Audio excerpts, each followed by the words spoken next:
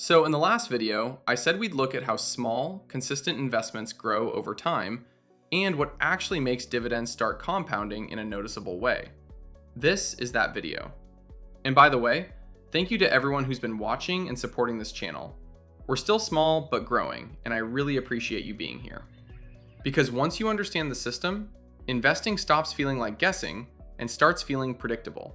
And when something feels predictable, it's a lot easier to stick with it. Let's start with what really happens in the beginning. If someone invests about $100 a month, after 1 year, that's 12 deposits. $100, 12 times. So you've personally contributed about $1,200. You check the account and maybe it's sitting at $1,250, maybe $1,300. And this is where most people think, wait, that's it? It feels small. It feels slow. It feels like nothing is happening. But this stage isn't about growth yet. You're in the base building phase. You're creating the amount of money that future growth actually has something to work with. Now, a couple more years go by. You're still putting in your $100 a month. Your balance is bigger now. Market growth has more money to grow. Dividends start showing up. Still small, but they're there.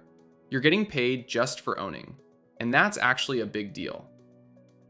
And if this kind of practical, no hype breakdown helps you, you can like the video so more people find this kind of information. Alright, back to what happens next. Then, a shift happens. Your account is several thousand now. Dividends come in, and instead of just sitting there, they buy more shares. Those shares pay more dividends.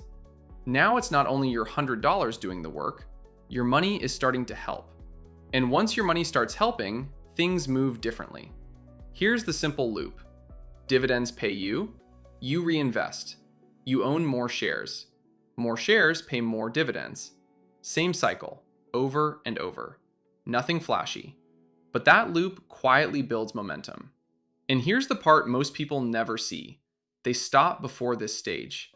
Not because investing didn't work, but because progress looked too small, too early. They quit during the "this feels pointless" phase, right before momentum builds. Compounding doesn't start loud. It starts small, then grows, then starts helping you grow faster. Your job isn't to make it grow fast. Your job is just to stay long enough for the shift to happen. Because that's the moment small stops being small. Thanks for watching. If you want simple, realistic wealth building explained like this, you can subscribe. And if someone in your life needs to hear that slow progress is still progress, share this with them.